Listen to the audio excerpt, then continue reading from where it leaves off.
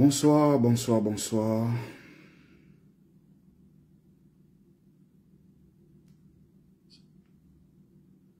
Bonsoir, connectez-vous, mes chers amis. On va faire un petit live tranquille, comme d'habitude.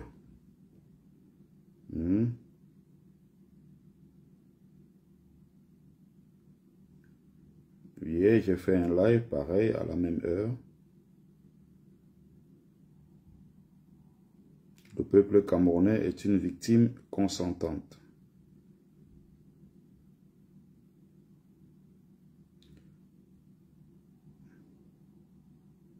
Ce peuple mérite sa souffrance. Donc,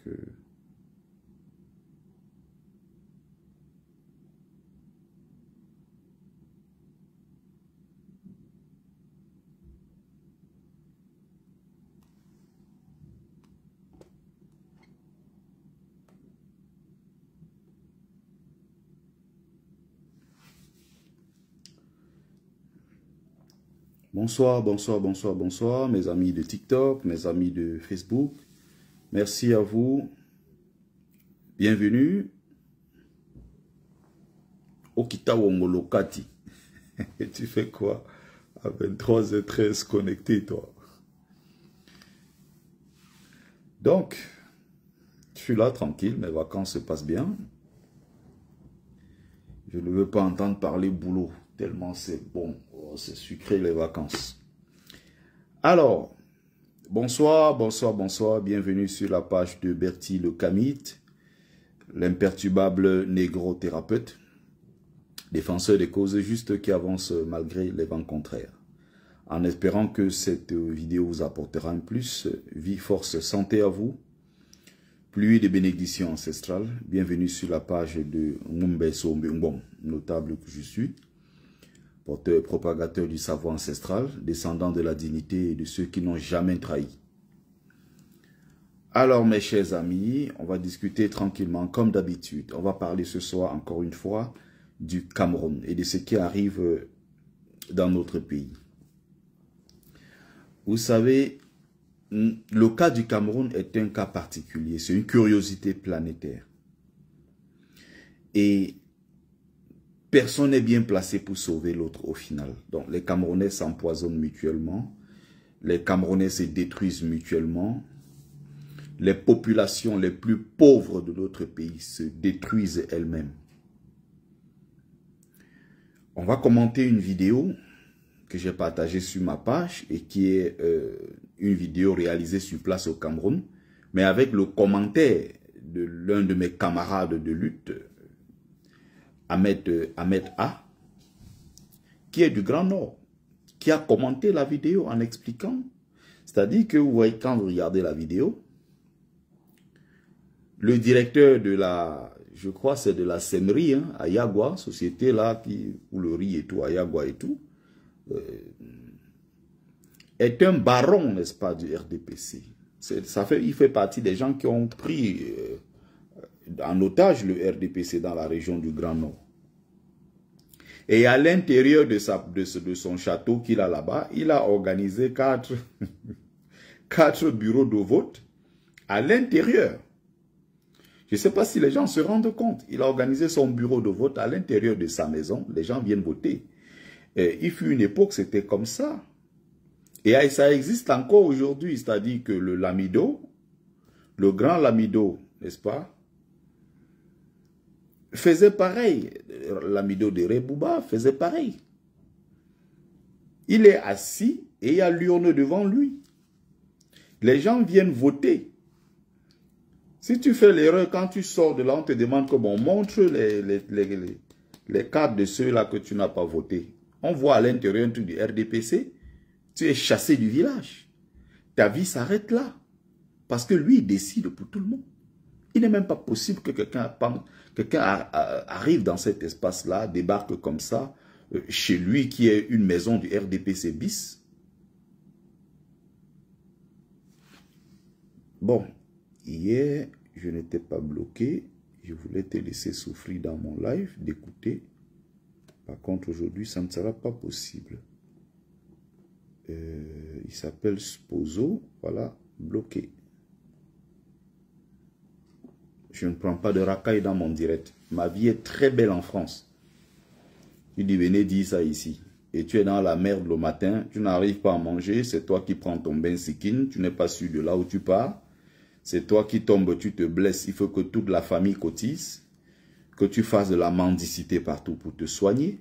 Ce n'est pas mon cas, je ne vis pas la misère du Cameroun. Donc ma vie est très belle ici. Et dans vos propres phrases, vous vous trahissez. Donc, quand quelqu'un te dit que viens faire ça ici, autrement dit, viens faire ça ici, Paul Biya va te montrer. Autrement dit, viens faire ça ici, les civils du régime vont te tuer, ils vont te killer, ils vont te mettre en prison, quelque chose comme ça. Et vous voyez, les gens qui disent que le pays est beau, mais en même temps, quand ils apprennent qu'il y a des Camerounais aux États-Unis qui ont été rapatriés ou en France, qui ont été rapatriés au Cameroun, ils disent que c'est bien fait ça, c'est bien fait, vous allez venir nous trouver ici, là on va manger la souffrance là ensemble. Dans vos propres paroles, dans vos propres phrases, on détecte très vite que vous êtes vous-même conscients, les premiers, que vous êtes dans un pays où il y a beaucoup de misère, il y a beaucoup de souffrance. Et quand vous dites bienvenue au retour au bercail, bienvenue, indirectement vous voulez dire, venez, c'est bien comme vous êtes venu nous trouver dans cette souffrance. Voilà ce que ça veut dire, tout simplement. Vous savez que votre quotidien, vous vivez de la merde au quotidien, vous savez que votre quotidien est un enfer. Dans une ville comme Douala, il y a des millions de gens qui n'ont pas de quoi manger. Il dit bien de quoi manger, ils ne mangent pas convenablement. Ils ne savent pas c'est quoi avoir un repas normal, avoir son petit déjeuner, avoir un repas normal et avoir un petit repas le soir. Ils ne savent pas c'est quoi. Par exemple, c'est quoi un loisir? Il y a des enfants qui grandissent sans savoir c'est quoi aller en vacances. On dit vacances, bah, c'est la souffrance. C'est le prolongement de la souffrance, quoi.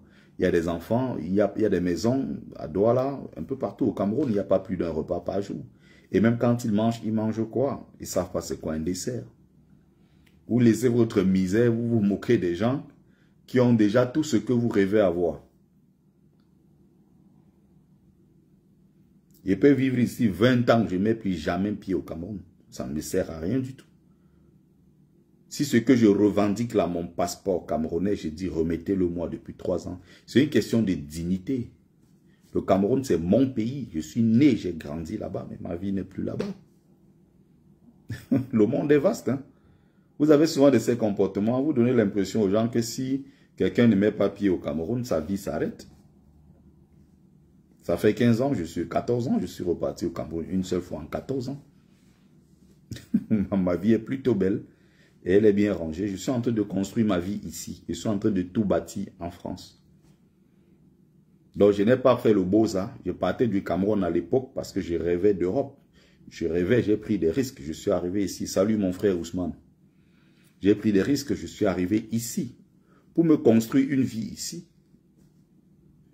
Si le Cameroun m'intéressait tant que ça, je serais resté là-bas. Non, ça ne m'intéresse pas. Je suis venu construire ma vie en France. Donc, pourquoi veux-tu que je laisse mon confort que j'ai ici pour aller dire ça au Cameroun? Qu'est-ce que ça m'apporte, moi? Voilà comment vous avez des tarés qui viennent dans les directs. Il y a un autre aussi que je dois bloquer. Voilà, où c'est hey, quoi, là. Il faut savoir que dans mes directs, on ne vient pas dire des bêtises. Je préfère avoir 2 personnes, tranquille, je fais mon live comme je veux. Bonsoir Marlise Tuissé. Non. Dans mes directs, pour ceux qui sont beaucoup plus sur Facebook, hein, si vous ne le saviez pas, je suis peut-être un peu tolérant sur TikTok parce que je me dis, les gens ne savent pas comment je fonctionne. Je préfère avoir 2 personnes en ligne, je fais un live tranquille, je transmets ce que j'ai à transmettre. Oui, quelqu'un dit, tu es un parvenu. Qui es-tu pour venir dans mon live me dire, arrête, tu es un parvenu? Bon, parvenu veut quand même dire que j'ai franchi des étapes. Remarquez très bien qu'on ne dit jamais parvenu à quelqu'un qui est 0. Quand quelqu'un te dit que non, tu es un parvenu, en fait, ça veut dire que tu es à un endroit où, en réalité, tu n'espérais pas être. Quand quelqu'un te traite de parvenu, ça veut dire que tu es arrivé là où lui n'est pas arrivé. Tu es allé peut-être plus loin qu'il ne le pensait. C'est pour ça qu'ils t'appellent parvenu, comme quelqu'un qui devient riche subitement, ou quelqu'un qui devient très célèbre subitement, ou quelqu'un qui devient, voilà, qui est à l'abri du besoin comme ça tout d'un coup. Ça dérange beaucoup de gens. Ah, c'est un parvenu. Dès que tu n'es plus d'accord avec lui, tu le traites de parvenu, justement parce qu'il a accompli ce que tu n'as pas pu accomplir. Je me suis battu pour être là où je suis et je me bats encore tous les jours. Donc, ton Cameroun, monsieur, tu veux le garder pour toi. Qui t'a dit qu'il y a des Camerounais? Je connais des Camerounais ici. Ça fait 30 ans qu'ils n'ont plus jamais remis pied au Cameroun. 30 ans. Ils ont leur vie ici tranquille. Quand tu lui parles même du Cameroun, c'est comme si ce pays-là n'existait même pas. Salut, brave combattant, Kameko, dit à la paix. Donc, vous vous comportez avec le Cameroun comme si le Cameroun était votre propriété privée. Quand vous dites, venez faire ça ici, on va vous montrer, ça veut dire ce que ça dit. Ça dit bien ce que ça dit. Ça dit bien ce que ça veut dire. C'est aussi simple que cela. Donc, venez ici, on va vous montrer. Venez ici, on va vous traiter. Venez ici. Bah, qui t'a dit que les gens n'ont pas que ça à foutre? C'est la poussière de Colmessen qui intéresse les gens au Cameroun. Quand les gens y vont là, je vous ai dit que même quand nous on se bat, c'est une question d'amour, c'est une question de patriotisme, c'est une question de dignité. En réalité, le Cameroun n'intéresse personne. Presque personne. Ça n'intéresse pas les gens tant que ça. Il y a des gens, je vous ai dit, ils sont ici, ça fait 30 ans, ils ne sont plus jamais repartis. Et ça ne leur manque même pas un seul instant. Donc arrêtez un peu de vous prendre pour des je ne sais quoi. Demain matin, la tombe d'un sikin accident, toute la famille va être obligée de se cotiser. Tu arrives à l'entrée de l'hôpital, on te jette là, jusqu'à ce que tu payes la caution avant qu'on t'intègre. Ici, on te soigne. On se bat pour avoir le même système là-bas, pour permettre aux Camerounais de connaître le minimum de ce qu'on appelle la dignité. Vivre dans les conditions dignes, on se bat pour ça. Et vous avez des Camerounais, des feignants, des tarés qui n'ont rien à manger. Les gens qui se lèvent, ils ne savent même pas encore. Nous, ici, on ne réfléchit pas aux choses comme ça, ce qu'on va manger. On réfléchit sur le goût, en fait. Les gens ne mangent pas ici pour se rassasier, pour gonfler le ventre. Comme on mange beaucoup, on te dit que bois beaucoup d'eau pour accompagner le manioc là. Hein. Bois beaucoup d'eau, tu pousses pour accompagner le manioc. On boit beaucoup d'eau, on a l'impression qu'on est rassasié.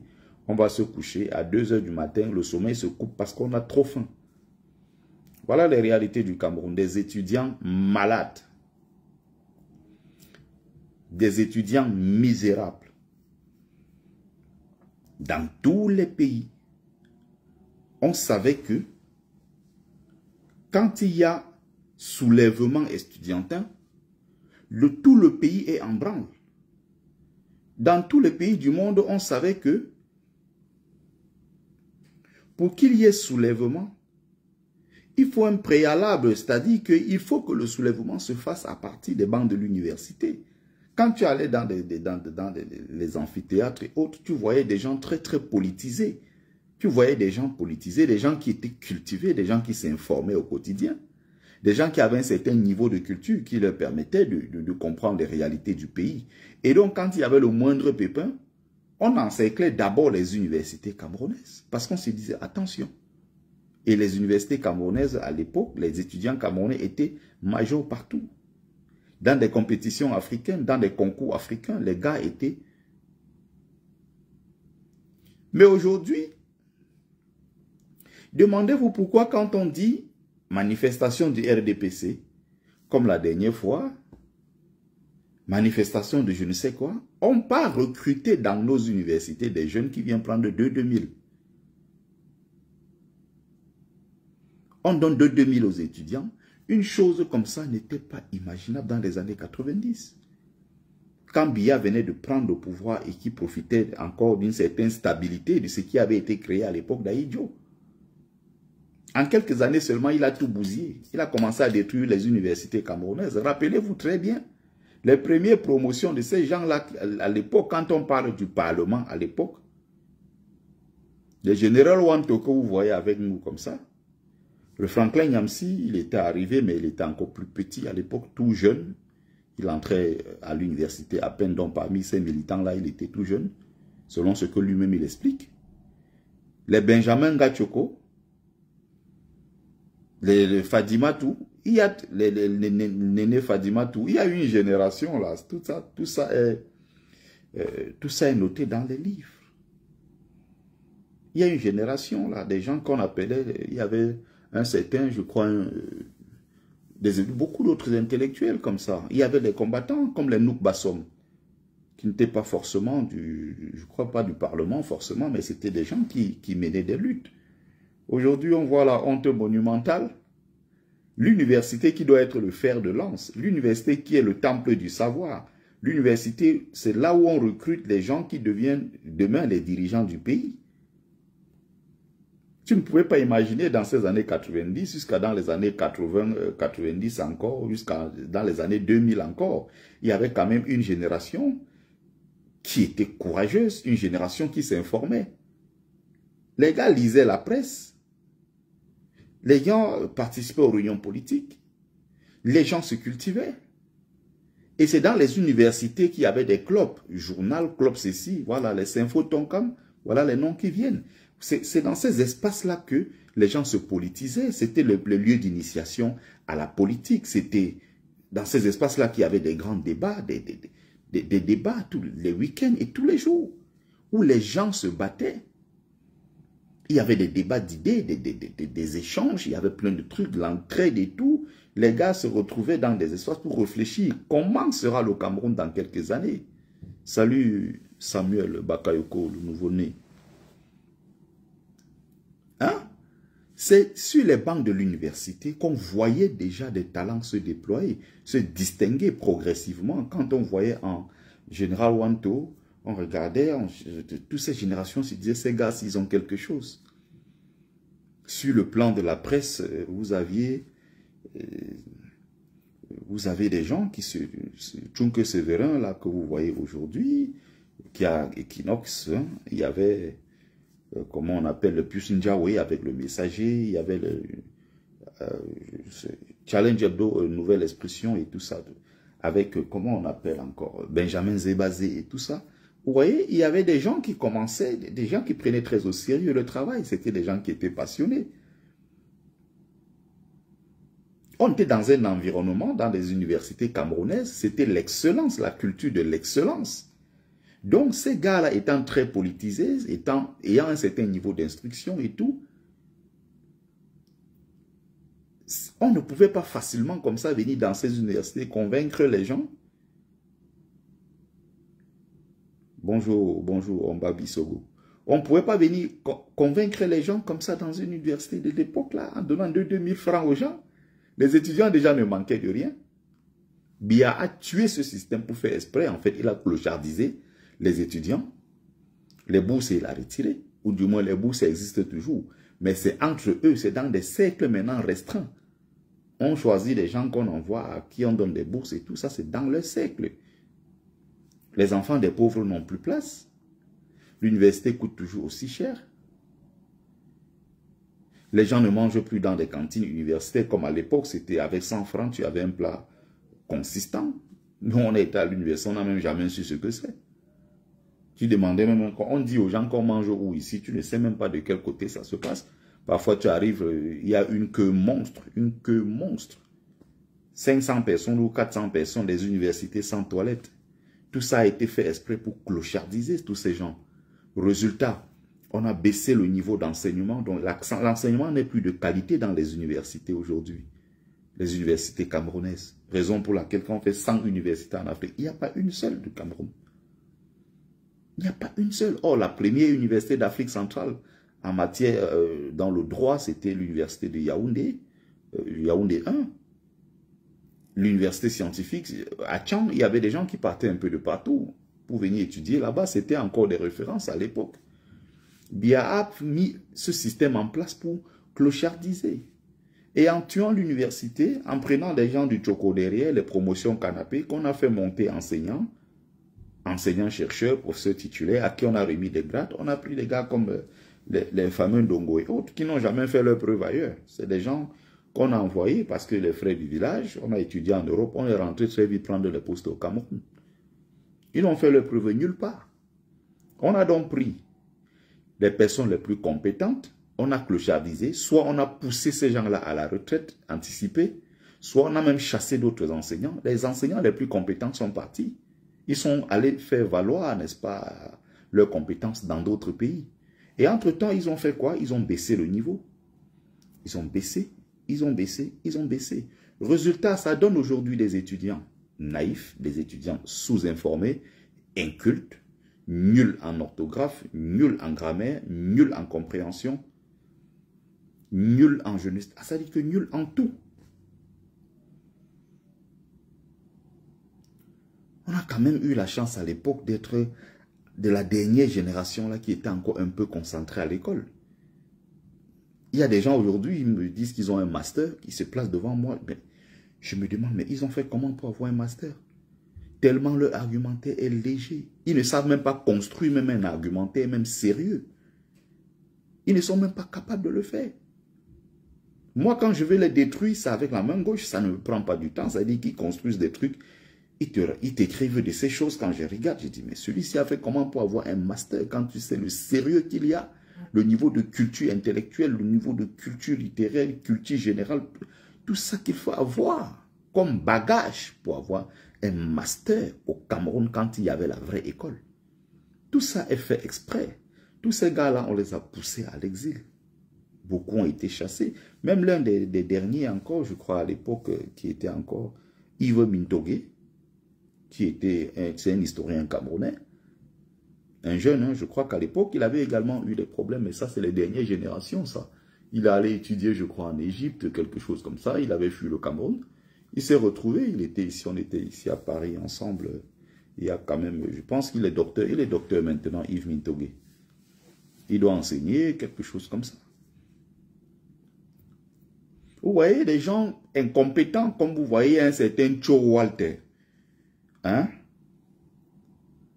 Un certain Cho Walter là qui dit qu'il veut être enseignant dans les universités du Cameroun. Quand je regarde, oh, je dis, mon Dieu, l'école est devenue quoi au Cameroun? C'est pour ça. C'est par l'éducation qu'on a tué tous ces systèmes. C'est par l'éducation. Ils ont mis les enseignants les moins performants et c'était fait exprès pour tuer l'université camerounaise. Maintenant, notre devoir, c'est de refaire tout ce travail. Quand vous regardez un enseignant comme enseignant d'université, il y a un du RDPC là. Il est très très régulier sur les plateaux télé. Je crois qu'il doit être à l'université de Douala, quelque chose comme ça. C'est un écan.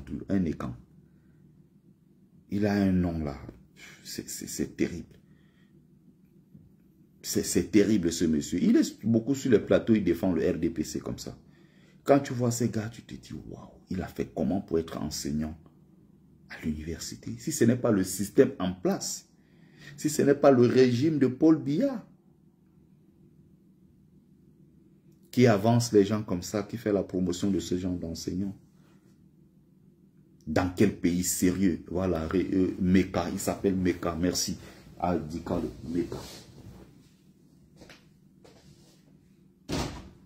Tu te demandes comment ces gars font pour être enseignants d'université.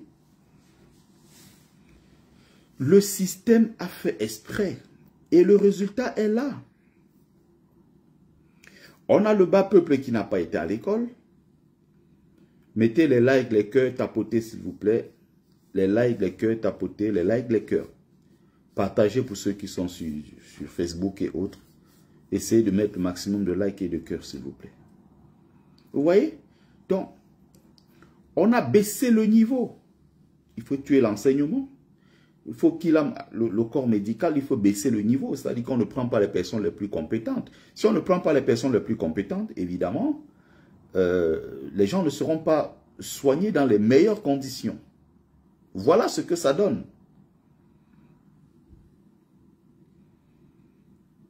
On a mis en avant les sectes, le magico-anal. Ça donne ce que ça donne. Il suffit que tu ailles te baisser, tu donnes ton derrière, on te donne un bon poste devant. Et tu pars maintenant devant les personnes les plus intelligentes, les plus compétentes. Tu te vantes devant eux parce que tu es devenu leur chef. Maintenant, c'est toi qui donnes les autres. Mais tu n'es pas compétent. Tu es toi-même conscient que tu n'es pas compétent. Et donc, quand on nomme un incompétent à un poste clé, il fait quoi? Il prend d'autres incompétents comme lui. Il ne peut pas prendre les personnes les plus compétentes parce qu'il sait que ces personnes vont l'écarter. Il prend d'autres totos comme lui et le système continue. Si on te dit comment les gens font pour passer de docteur, d'enseignant comment on appelle, de chargé de TD pour être enseignant titulaire et tous ces trucs pour devenir professeur dans les universités au Cameroun. Mais ça fait pitié, c'est à pleurer. C'est à pleurer. Donc, une fois qu'ils ont fait ça, sur le plan de la santé, sur le plan de l'éducation, sur le plan même de la morale, on a fait la promotion permanente, quotidienne, des gens qui n'ont pas de valeur. Les chansons déviantes, promotion du bikouti porno, promotion de, je sais pas, des blogueurs et tout le reste là qui sont dans des histoires, qui sont dans le Congo, ça, qui sont dans des choses de ce genre. Une fois qu'ils ont fait ce travail, qu'est-ce qu'ils font par la suite? On fait la promotion des sectes, comme je disais tout à l'heure, les sectes du magico-anal.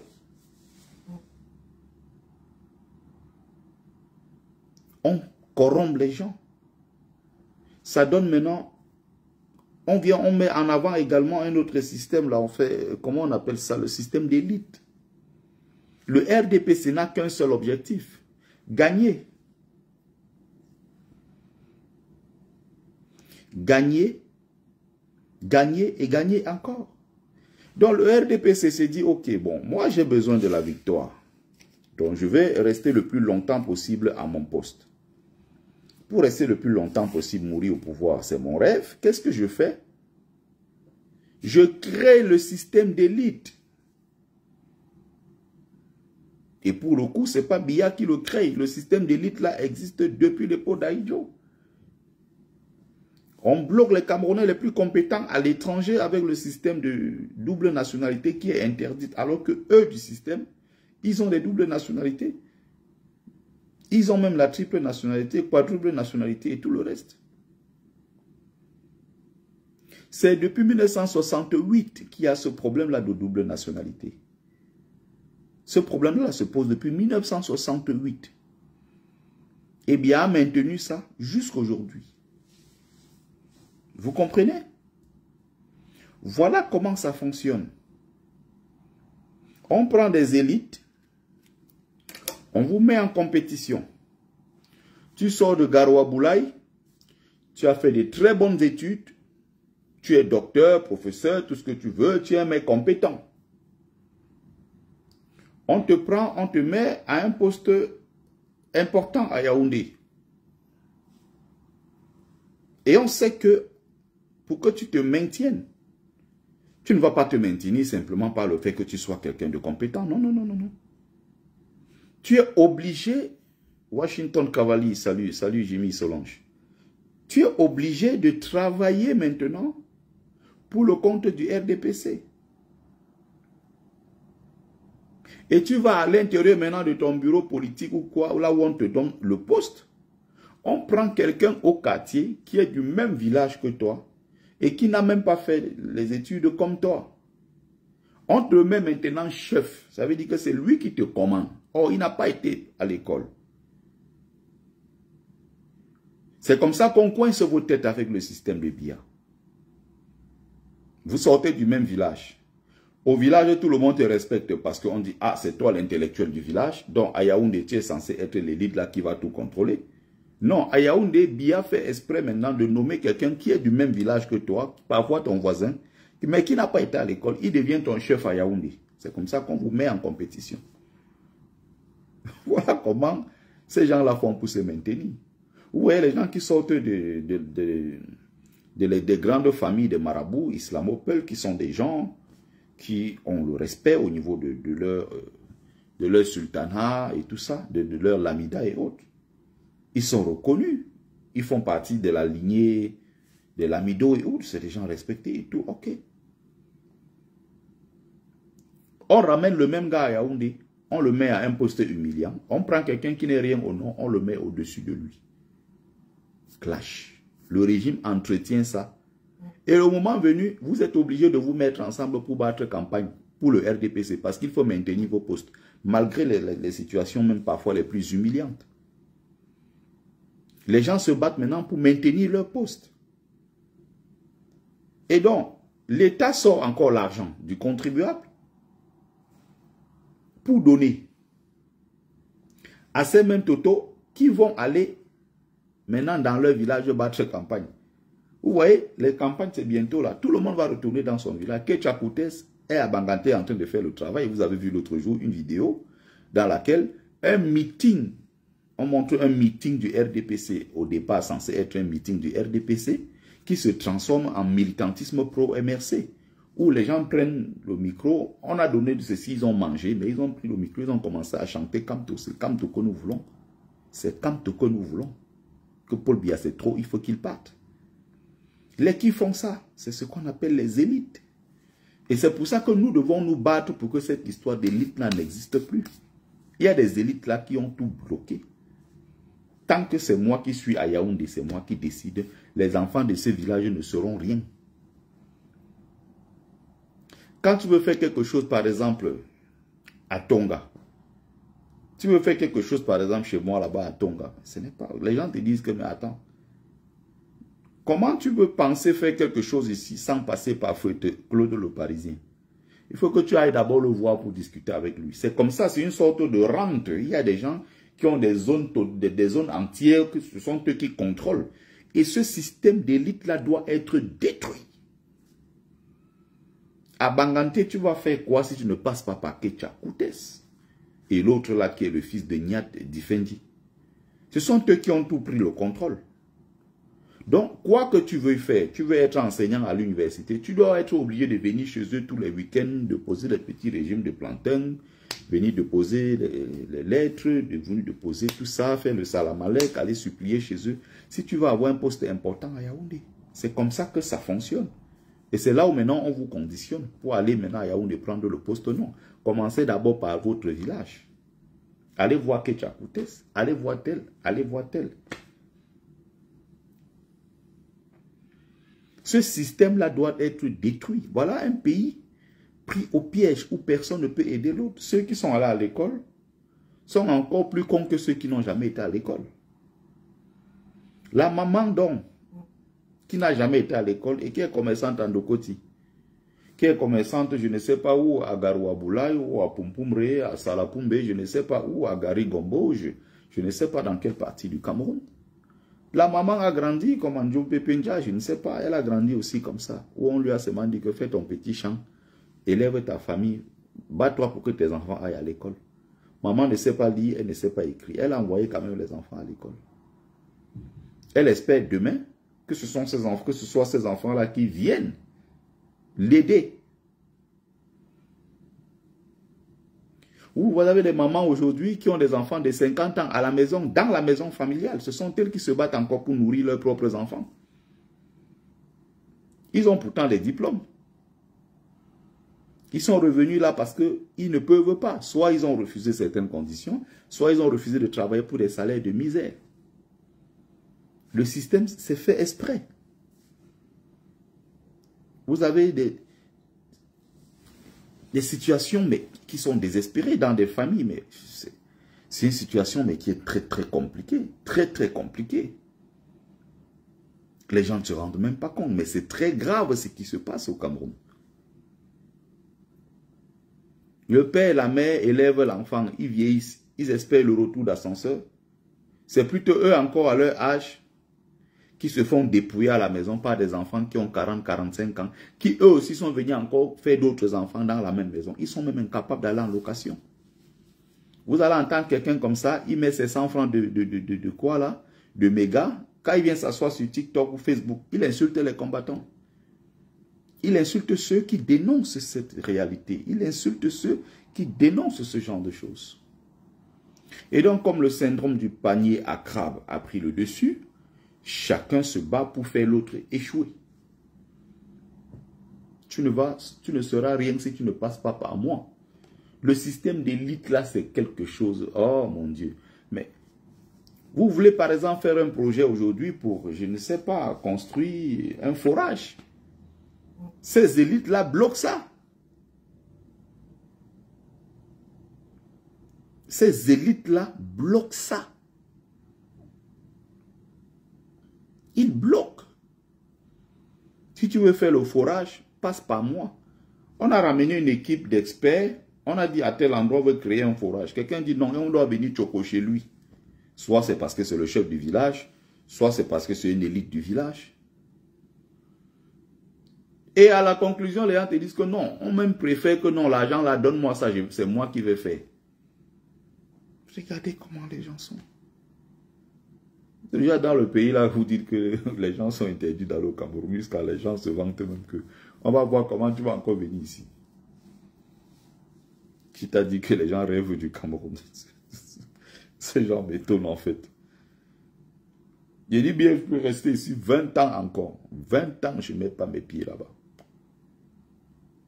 C'est terrible. Mais c'est mon pays. J'irai quand j'aurai envie d'y aller. Quelqu'un est venu là-bas, dit, viens faire ça ici au Cameroun, on va vous montrer. Qui t'a dit que ton bain, c'est qui crie dans les oreilles des gens, les insultes partout, l'incivilité, la saleté, les poubelles de Yaoundé, toutes ces choses-là. Ce pays-là, en l'état actuel, avec Biya au pouvoir, je ne reviendrai jamais au Cameroun. Ça ne m'intéresse pas. Tu me mettais même là dans toutes les conditions, tu me dis d'y aller, je n'y vais pas, ça ne m'intéresse pas. Ma mère, même que j'aimais plus que tout dans le monde, sur cette terre, n'est plus en vie. Qu'est-ce que moi j'ai encore à aller faire là-bas? Chacun se débrouille. Si je peux aider les gens à distance, je fais ce que j'ai à faire et puis chacun continue sa vie. Avec le système que je vois là, mais c'est une honte monumentale. Monumentale. Les gens ne se rendent même pas compte. À quel point c'est grave ce genre de choses.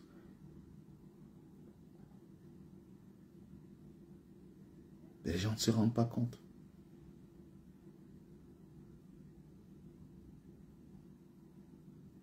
Donc, quand vous voyez ce qui s'est passé à Yagua, revenons sur la vidéo de Yagua. Les gens sont eux-mêmes complices de leur propre souffrance. On dit dans le Grand Nord, ça ne va pas. Mais quand Gabriel, un pays sale, mais ça a toujours été comme ça, sauf que ces derniers temps, c'est encore pire. Quand les gens me parlent du Cameroun, j'ai l'impression que ce sont eux qui ont un problème en fait. Moi, je suis parti du Cameroun depuis 2011. J'ai perdu plein de trucs du Cameroun, même des réflexes de certaines choses. Ça ne m'intéresse pas. Mais c'est mon pays. C'est le plus beau pays au monde. Le Cameroun, c'est notre terre, c'est notre sang, c'est notre chair. On se bat justement pour que les choses changent. Parce qu'on aime ce Cameroun. On aurait pu arriver ici, faire comme les autres font. Il y a des Camerounais ici. Dès que tu parles Cameroun, ça entre là, ça sort là. Or, il est né, il a grandi au Cameroun. Mais le Cameroun ne l'intéresse pas. En aucun cas, ça ne lui dit rien du tout. Il ne sait pas ce que c'est. Il ne veut même plus savoir. Bon, je vais vous dire une chose. En 14 ans, j'ai été au Cameroun une seule fois. 14 ans.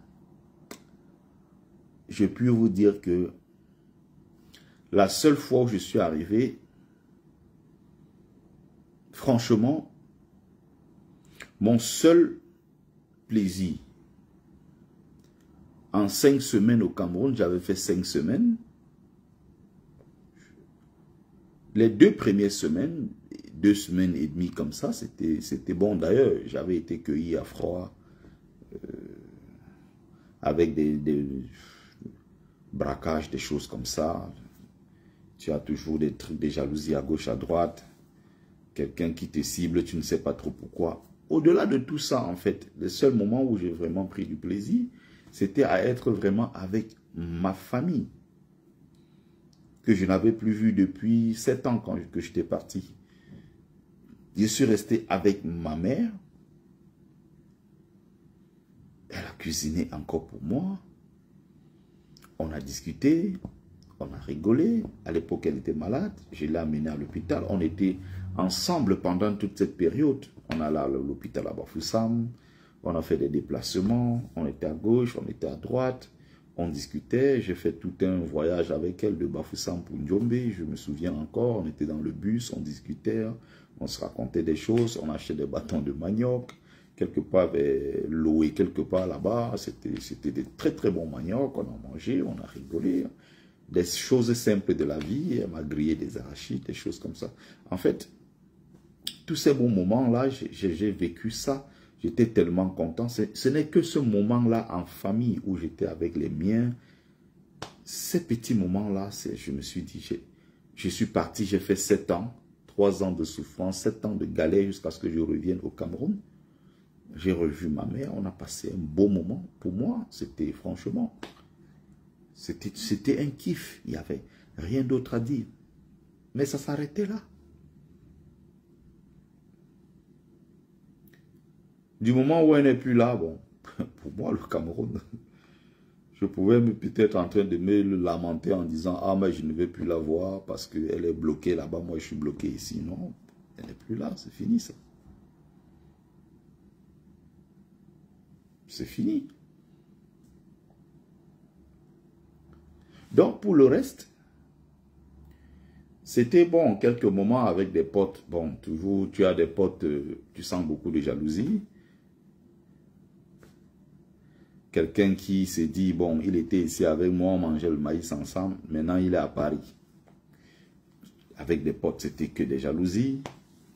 Tu arrives au quartier, une grand-mère, une mère du quartier qui t'a vu partir dans la souffrance, qui a aussi sa part d'enfant en Europe. Hein. Mais elle te voit, tu viens d'Europe. Elle te jalouse. Elle attache sa bouche. Mais tu donnes la bière, elle boit.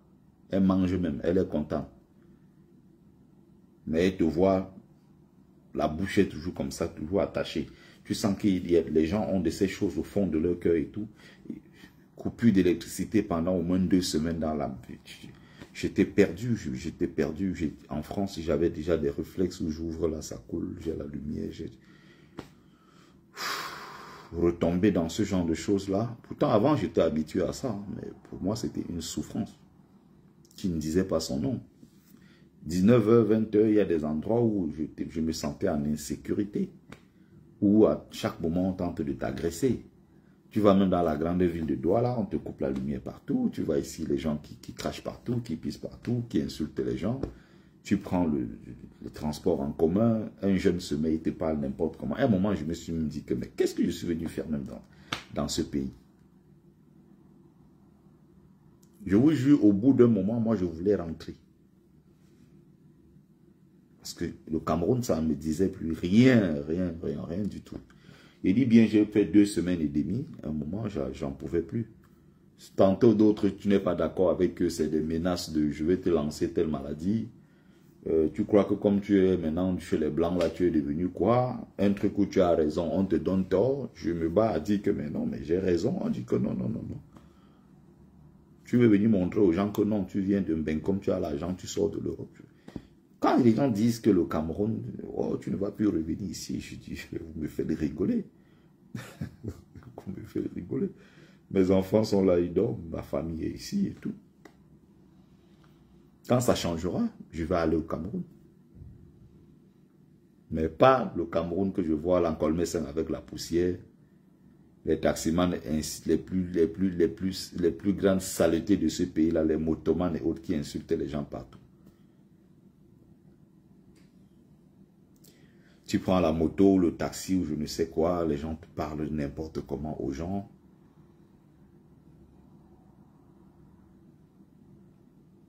On se plaint de tout et de rien. Tu vois ici, j'ai même un moment, j'ai cru que j'étais à l'abri. Tu traverses les églises, on chante ici à gauche. Tu vas là-bas, les gens dansent toute la nuit. Les enfants ne peuvent pas étudier. Personne ne peut rien dire à quelqu'un. Un pasteur vient ouvrir son église en plein quartier. Il y a le tapage nocturne. Mais il est l'ami du commissaire. Tu ne peux rien faire parce qu'il a déjà Choco devant. Tu as raison. On te dit que, voilà... Vos pourritures là, s'il vous plaît, gardez ça pour vous. Donc il ne faut pas croire que quand on se bat comme ça, parce que notre rêve c'est que le Cameroun là, on veut rentrer demain matin, aller s'installer là-bas. On va s'installer quand ça sera bien arrangé. Quand on aura mis au pouvoir un régime qui va rétablir les choses, va prendre peut-être 10 ans pour travailler. 10 ans pour mettre les choses dans l'ordre, dans ce pays. Les bars partout, on chante, on danse partout. Tu as 20, 50 bars alignés. Le poisson que j'ai laissé, à l'époque, on avait un matel au quartier Polio. Elle avait un piment dangereux, père à son âme. Elle faisait un piment là, c'était violent le piment là. On venait comme ça, on venait avec nos 350, tu avais 250 ou 300 avec un bâton. Tu avais ton bon petit poisson là, un bon petit piment que tu tapes là, tranquille. Tranquille, on tape les commentaires avec les gars, on n'a pas dormi. Des fois où c'était un peu chaud là, qu'on a une mater qui vendait le coquille, mamie belle. Tu tapes ton coquille là-bas, 150, 200, une boule, 300. Bonne boule comme ça là, tu tapes ça tranquille.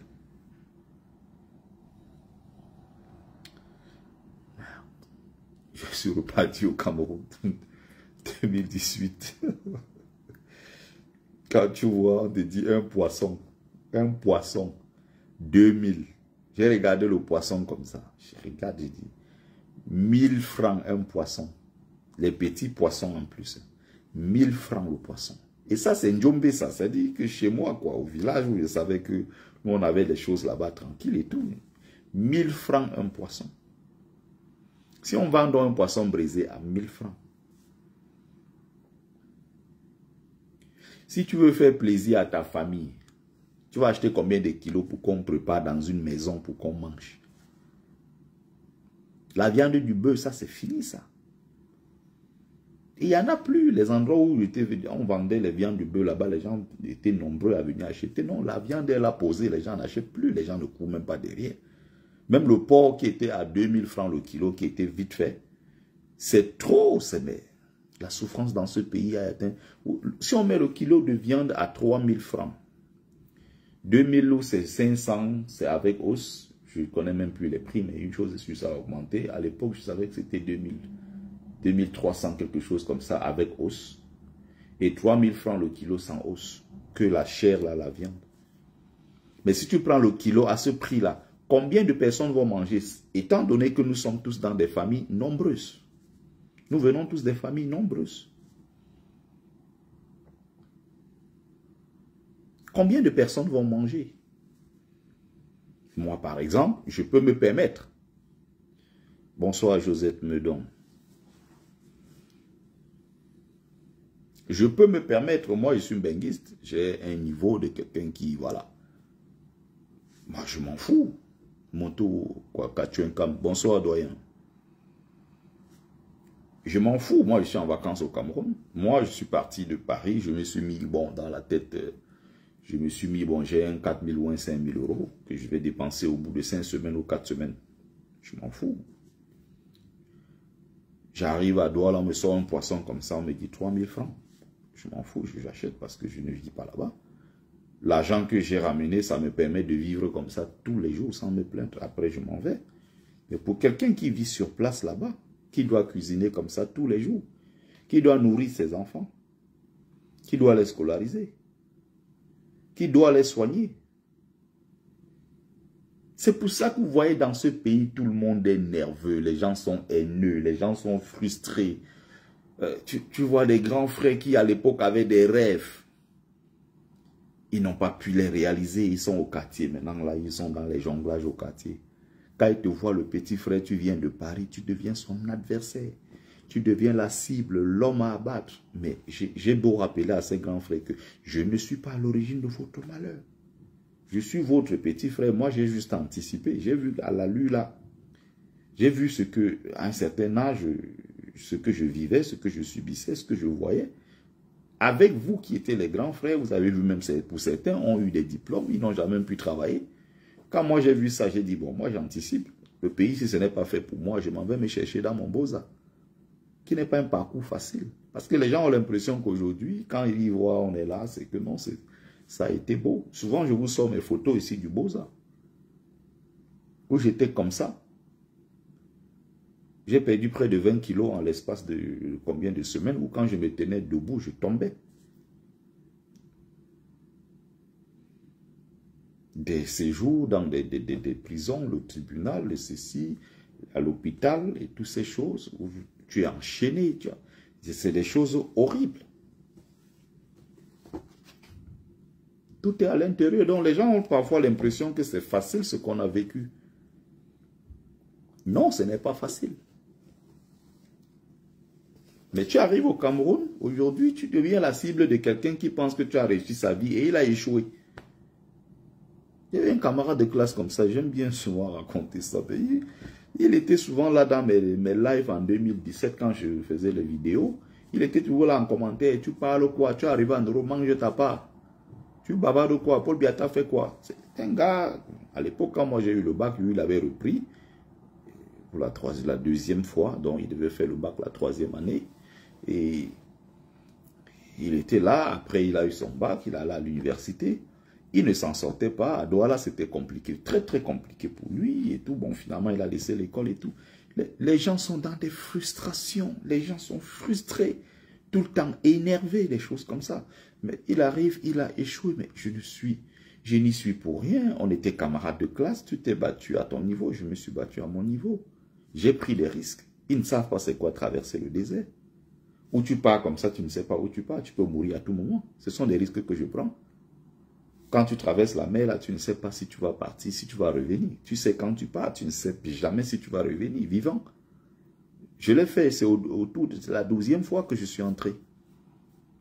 La 12e fois, la 12e tentative. Donc j'aurais pu mourir depuis. Bon, lui, il fait son bensikin, il a une vieille moto, là, il a acheté ça à 50 000, c'est 4e main et tout. Il fait son bensikin avec Adoua, là, il se débrouille. Il n'a même pas... C'est difficile pour lui de joindre les deux bouts. Il ne peut même pas se payer convenablement son loyer. S'il a une copine, il faut s'en occuper. Il me voit comme ça, là, il rit, il sourit jusqu'ici.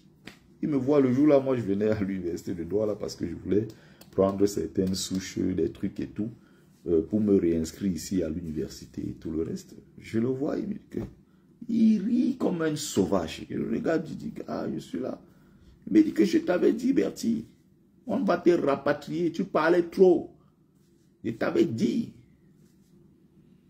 Tu pars en Europe, arrivé au lieu de manger ta part, tu te tais, tu arrives là-bas, tu commences à bavarder sur Paul Biya. Tu croyais que c'était la blague? Je t'avais dit qu'on allait te rapatrier au Cameroun. Bienvenue mon gars, on est là, on choque et tout. Il rigole, il propose même que si tu veux boire une bière. Donc un peu comme pour dire bienvenue dans la misère, bienvenue dans la souffrance avec nous. Je fais semblant comme si, on va faire comment je suis là. Mais c'est question, on va toujours se battre. Partout où on va se battre pour s'en sortir. Il me dit que mon frère, nous on est là, le pays est là et tout. Quand tu regardes les greurs, la souffrance, la misère sur son visage, les yeux pleins de poussière. Je regarde comme ça, je dis, mais c'est triste. Donc lui, il est comme ça content de me voir au Cameroun, rapatrié. Il est content. Qu'est-ce que ça lui apporte? Non, il se réjouit que non, Bertie, on l'a rapatrié. On va rapatrier qui, moi? Oh, mon Dieu. Quand on m'agresse, il y a l'autre là qui dit que non, il fallait qu'on vole même ses papiers. Il faut même qu'on vole ses papiers, cal ici au Cameroun. Les bandits entrent à la maison. Avec ça, moi, je vais aller vivre dans votre pays là. Allez loin avec vos histoires. Nous, on va revenir dans un nouveau Cameroun, pas dans le Cameroun actuel. Tu me donnes tout actuellement, tu me dis d'aller dans ce pays. Il dit du genre, j'arrive, on dit que non, le gouvernement ne te veut pas du mal, rien du tout. On me donne toutes les garanties avec tout ce que tu veux. Moi, je n'irai pas. Je ne vais pas m'adapter dans ce pays. Ce n'est même pas imaginable. Avec autant de haine. Des gens à qui tu n'as rien pris, à qui tu ne demandes rien. Tu prends, Non mais... Plein de haine. Il était content. Et quelques temps après, il a été surpris de me voir de retour à Paris. Il voit ça, il est choqué. Mais il a fait comment pour rentrer? Donc toi, tu croyais vraiment que moi, j'allais caler au Cameroun? L'autre me dit, il faut qu'on vole ses papiers. Si on vole mes papiers, je vais à l'ambassade de France. J'ai 2 enfants français. Je travaille, j'ai des fiches de paye. Monsieur, vous avez perdu vos papiers? Oui, je fais tout, je remplis. On me donne le truc, je prends mon vol, je retourne. Il n'y a pas un pays dans le monde où si moi j'ai envie d'aller, quelque chose va m'empêcher. Je prends le billet d'avion maintenant, demain matin, je vais là où je veux. L'autre est venu ici, me dit que c'est un parvenu. Tu ne connais pas ma souffrance, tu ne connais pas mes sacrifices, tu ne sais pas qui je suis. Tu débarques dans le direct de quelqu'un qui ne t'a rien demandé. Moi, je fais mes directs ici tranquille. Ça ne te plaît pas, tu pars. Tu ne viens pas t'asseoir là, tu commences à commenter tout et n'importe quoi. Voilà le problème, Cameroun. Il faut voir l'exemple entre nous, Camerounais, ici en diaspora. Venez voir en région parisienne comment ça se passe entre Camerounais. C'est la même haine, c'est le même barat partout. On annonce une liste de 8000 Camerounais menacés d'expulsion des États-Unis. Allez voir dans les groupes WhatsApp des gens du Cameroun qui disent que bêta, on les renvoie ici. Il faut même qu'on les rapatrie. Tu es en train de prier qu'on rapatrie ton frère. Ce sont vos frères là qui, de là où ils sont, se battent pour nourrir leur famille. Donc il y a des familles au Cameroun aujourd'hui que si cette famille-là n'avait pas peut-être un enfant peut-être à l'étranger qui se bat et qui envoie même un petit 100 000 tous les mois pour qu'il puisse avoir de quoi manger. Ce serait vraiment compliqué pour certaines familles. Il y en a sur place qui s'en sortent dans tout le brouhaha, tout le faux qu'il y a au Cameroun. Non, il y en a qui qui arrivent à tirer leur épingle du jeu. Dans ce panier à crabe, certains arrivent à s'en sortir, mais ils ne sont pas nombreux. Raison pour laquelle je faisais une vidéo la dernière fois pour répondre à tous ces gars qui sont devenus des coachs en industrie, sans industrie, ce groupe des bandits là qu'on appelle les Philippe Simo, les Numbisi, quoi, tous ces bandits là qui disent, les Ngengang, quoi, qui disent qu'ils sont des coachs là. Tous ces bandits là. Ils ont détruit les vies des gens qui quittent ici, qui avaient des bons salaires et toute une vie calme, posée. Ils disent qu'ils vont aller au Cameroun créer des plantations, ils vont élever les poulets. Ils disent que non, du jour au lendemain, ils vont aller au Cameroun cultiver les tomates. Les gens, du jour au lendemain, échouent, se retrouvent au carrefour sans rien du tout. Ils sont obligés encore de reprendre le vol pour retourner ici. Alors qu'ils insultaient l'Europe. Étant au Cameroun, non, l'Europe, ah non, j'ai quitté, non, là-bas, ça vaut plus la peine. L'Afrique, c'est le paradis. Comme il y a certains qui sont dans une campagne là, sur la toile. L'Afrique, c'est l'avenir, l'Afrique, c'est l'avenir de demain, là, de je ne sais plus quoi, là, l'Afrique, c'est le futur. L'Afrique, c'est blablabla et tout, toutes ces histoires. Ça ne se déclare pas. Ça se construit. Si l'Afrique, c'est l'avenir, si l'Afrique, c'est le meilleur endroit où investir, non. Ça, c'est des simples déclarations. C'est le meilleur endroit pour investir. Faux. Ce n'est pas vrai. Un endroit où il y a le plus de risques dans ce monde, en termes d'investissement, il n'y a pas pire que l'Afrique. Du jour au lendemain, quelqu'un peut décider au ministère de s'asseoir sur ton dossier et tu ne peux rien. Du jour au lendemain, là au Cameroun, quelqu'un décide à Yaoundé, il met sa signature là, on tue ton titre foncier. Et les gens vont au cadastre, on soulève les dossiers, on prend le titre foncier, on vend à quelqu'un d'autre. On donne des millions, les gens prennent, ils signent là. On a déjà vendu, quelqu'un a même déjà construit dessus. Tu apprends un matin que non, le terrain ne t'appartient plus. Quelqu'un allait en haut et tu vas là-bas, il gagne. Tu vas devant, il gagne. Vous parlez donc de quel investissement? Les qui vont aller investir dans ce pays? Vous parlez d'investissement. Quel investissement? Dans quelles conditions? Non, il faut créer un climat social, un climat d'affaires. Il faut poser les jalons, il faut poser les bases. L'investissement, ça ne se déclare pas. Il faut des garanties bancaires, il faut la sécurité, il faut les routes, il faut les infrastructures, il faut beaucoup de choses. Quand vous voyez dans d'autres pays, les gens investissent sans avoir peur, non, c'est parce que quand on crée des conditions pour faciliter les investissements. Regardez un pays aujourd'hui comme le Maroc. C'est un pays très stable, c'est un pays où les gens viennent investir. Les gens sortent de partout dans le monde pour venir investir leur argent au Maroc. Non, non, non, non, non, c'est pas une blague. C'est parce que le roi a travaillé. Le jeune roi, il est arrivé en 99. Regardez le travail qu'il a fait en 26 ans. Comment il a transformé le Maroc. Il a transformé radicalement le visage de ce pays. En 26 ans. Allez voir ce qu'il a fait.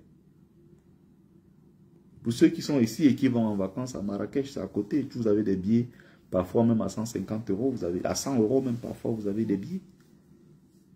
Allez voir comment le pays, les jeunes techniciens, les polytechniciens sortis des écoles sur place au Maroc te construisaient des trains. te construisent des trucs, je ne sais pas, des chemins de fer, ils te construisent des choses incroyables. Allez voir comment les pays avancent. Des autoroutes partout, les autoroutes, vous savez, des autoroutes, des routes nationales, partout, les gens arrivent à manger.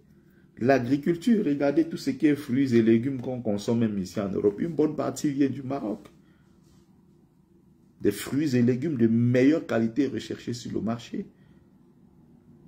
C'est les produits marocains. Les gens se sont battus à construire leur pays.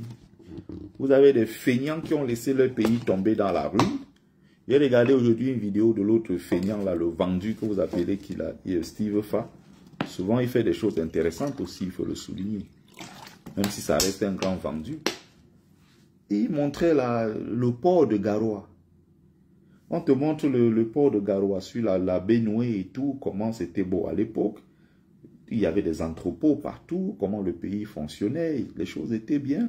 Aujourd'hui, on prend les matières premières. Là, on est en train de faire la contrebande pour vendre au Nigeria. Le Nigeria qui, de l'autre côté, transforme, renvoie au Cameroun, le vend plus cher et tout. Vous avez des gens comme ça, des zones comme ça qu'on a détruites. Garoua, à l'époque, moi, j'étais encore petit. Quand on parlait de Garoua à l'époque, pour nous qui sommes dans le Bongo et tout, on parlait d'une belle ville, d'une ville qui était prospère et tout à l'époque.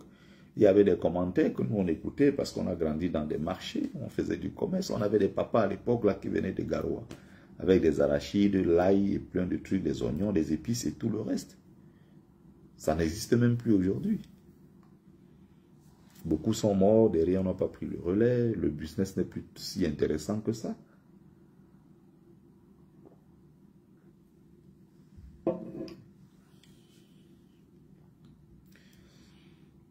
Regardez comment ils ont tué le pays. Et vous voulez qu'on vous prenne au sérieux, vous voulez qu'on nous respecte. Ce n'est pas possible. Quand tu es allé ailleurs, tu as vu comment les choses fonctionnent. Quand tu reviens au Cameroun, mais tu es choqué. À chaque fois, tu es choqué.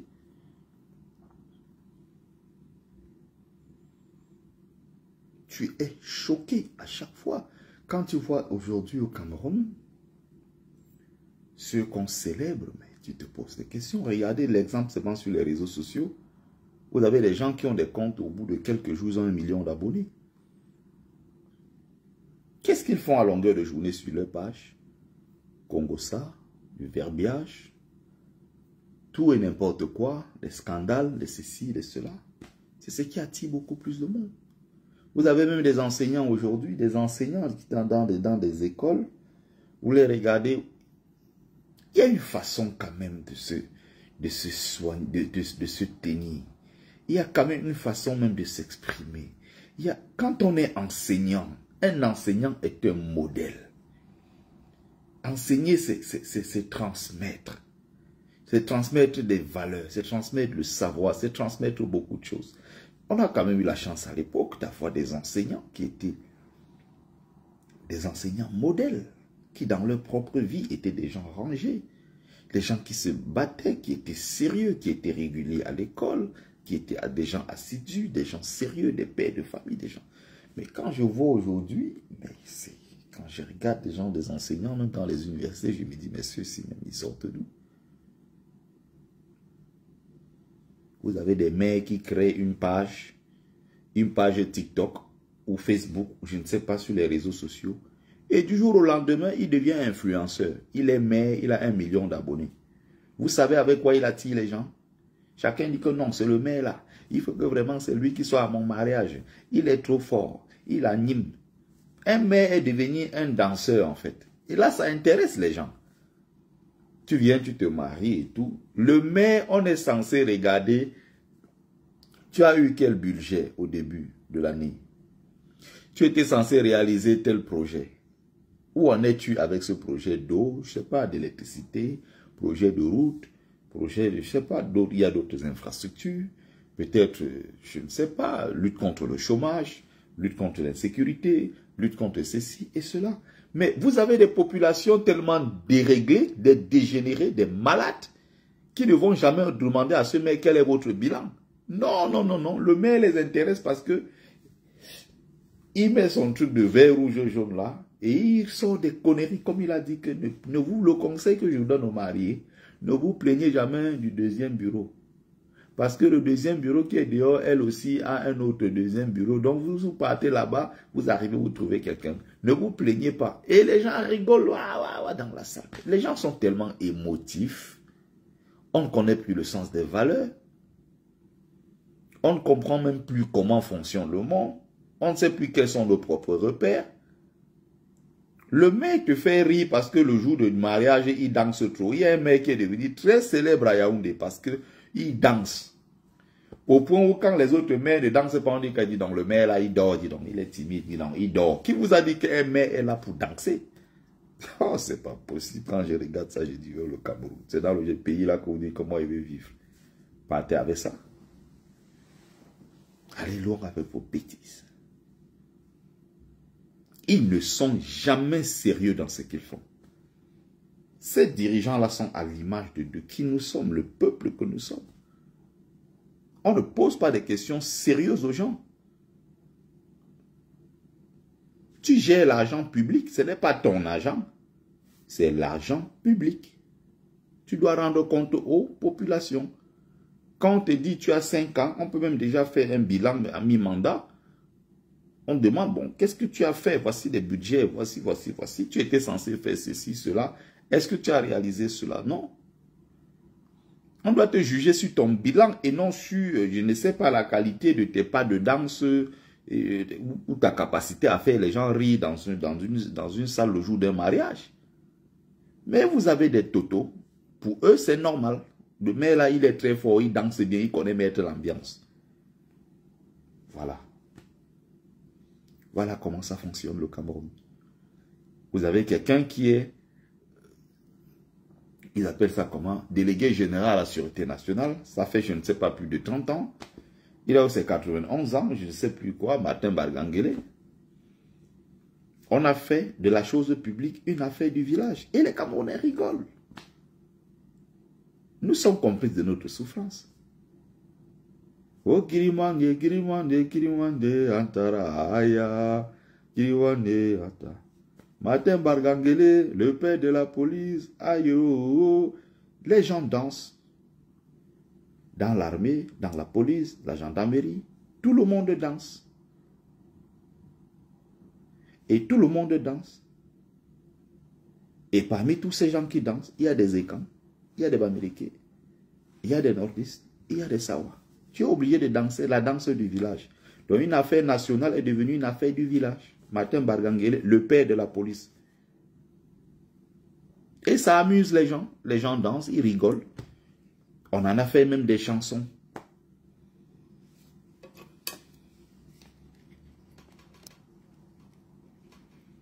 Vous vous souvenez, les chansons de l'époque.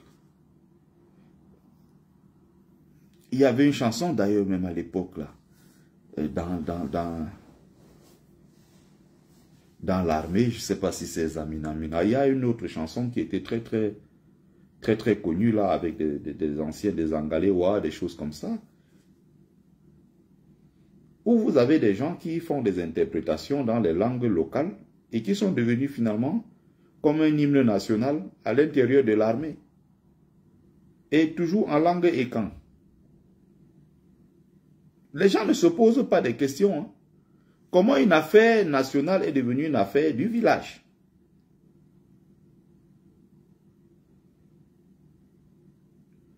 Et on dédramatise tout au Cameroun. On rigole sur tout. On fait des blagues sur tout. Et quand je regarde ça, j'ai mal au cœur. Je dis, mais quelle éducation!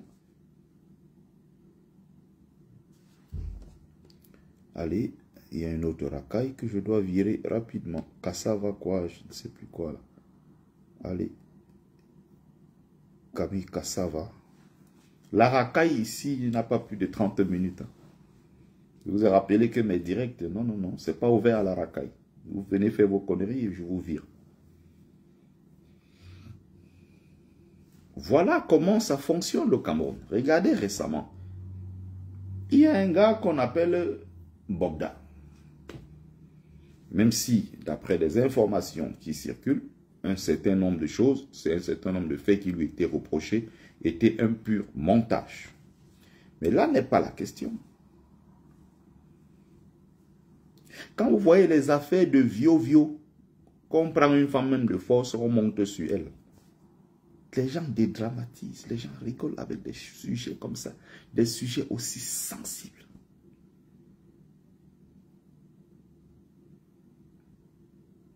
Il y a une chanson là, eh Bobda, Bobda, eh Bobda, eh Bobda.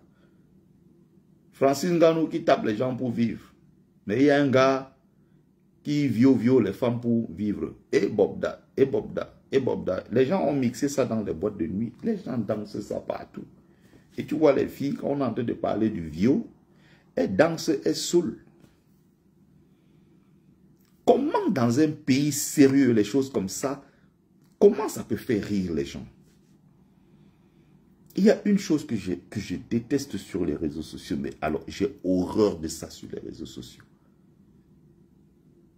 J'aurais encore compris que ce soit quelques jeunes désœuvrés, mais des mamans, des papas se mettent en scène avec une bière à main. Ils chantent, ils récitent, je ne sais pas quelle connerie, les gens le filment et ça fait rire les gens. Quelqu'un prend une bière, il commence à réciter au Cameroun, la bière que tu vois, il y a souvent un truc là, ils font quoi, comme ils disent encore souvent quoi là. Quand tu arrives dans mon ventre, soulage, je ne sais plus quoi, oh pauvre bière, toi que je vais bientôt avaler, bière qui me donne du plaisir. Tu vois une mère, tu vois une père, parfois des grands-mères, des grands-pères qui sont sous, ils sont placés. Les enfants prennent le téléphone, ils les filment, ils sont en train de rigoler. Mais quel est l'exemple que tu montres à ces jeunes? Quand tu vas t'asseoir chez toi plus tard, les enfants là, quand ils vont s'asseoir là, quand ils regardent leur grand-mère, on va dire un jour que ta grand-mère est morte, ton grand-père est mort. Et l'image qu'on retient de lui, c'est quelqu'un qui était un alcoolique et qui racontait tout et n'importe quoi. Les gens filmaient, ils rigolaient. À quel moment on se prend encore au sérieux dans ce pays? À quel moment on se dit en tant que père, je suis censé montrer le bon exemple? Je suis censé être sérieux, je suis censé avoir quand même de la retenue. Parce que mon image, ce que je dégage auprès de ces jeunes-là, ça compte. À quel moment ces gens-là se posent ce genre de questions?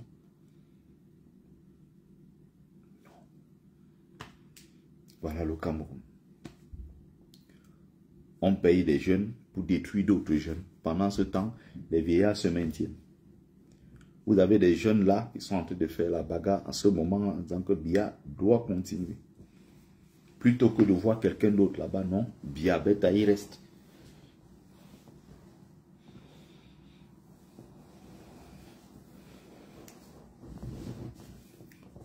Vous avez vu récemment les accidents de circulation?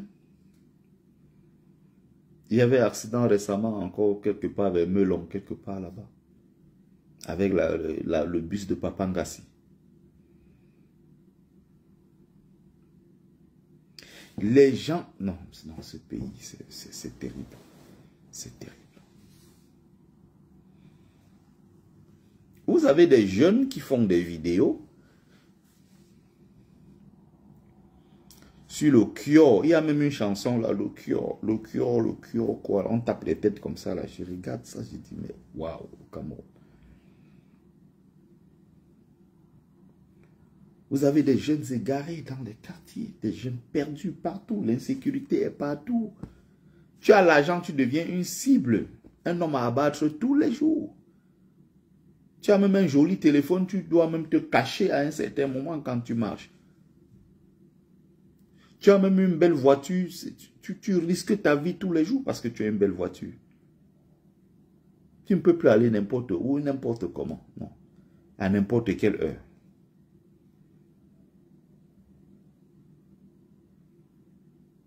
Salut King Madolor. Quand je regarde, non, on a quand même eu la chance à l'époque, on a grandi dans un environnement où c'est pour ça qu'il y a tellement de choses qui me choquent. Et des fois, les gens, parfois, ne me comprennent pas.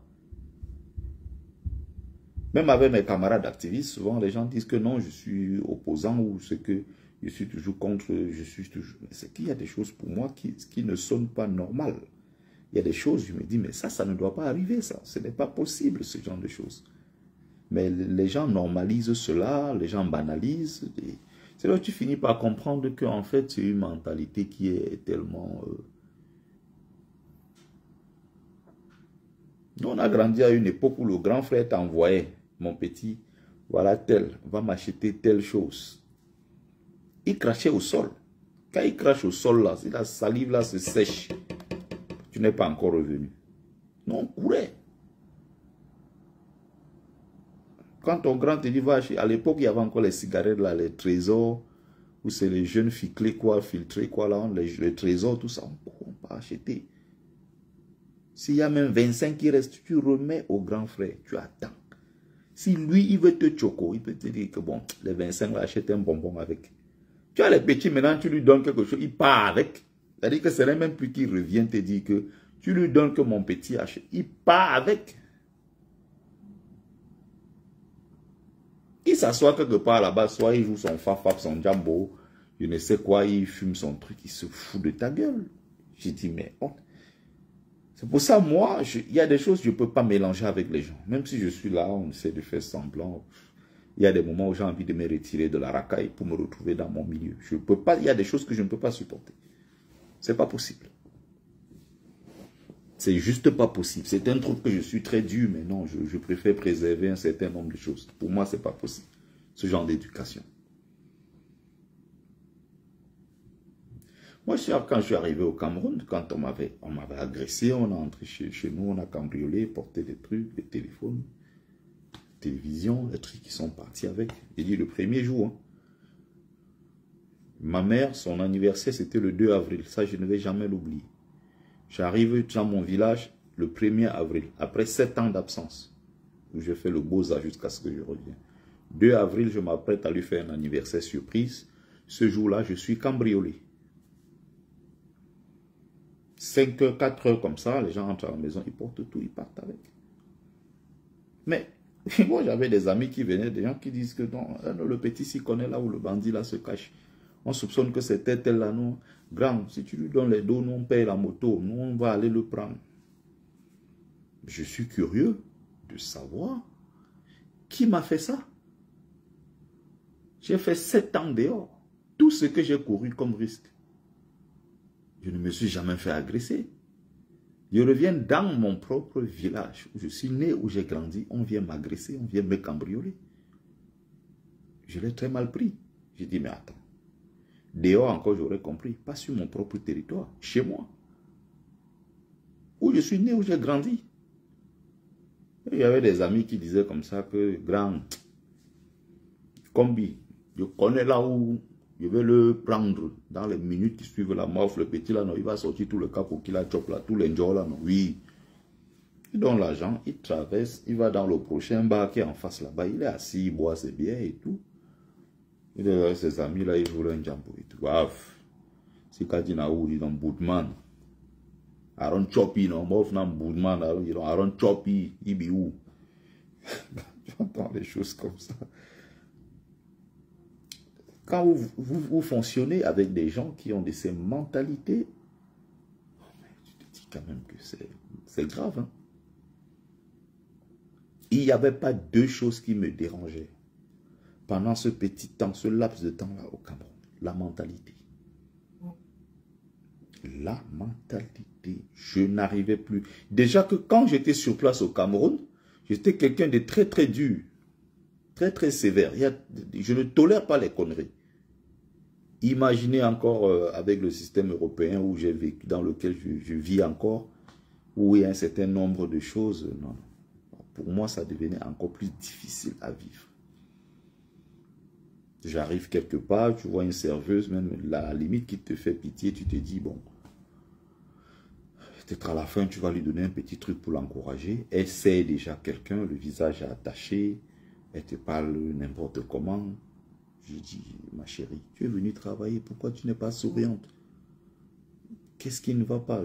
Serre-moi une bière s'il te plaît, tout et tout, tu parles. Elle fait comme si tu étais, je ne sais pas quoi.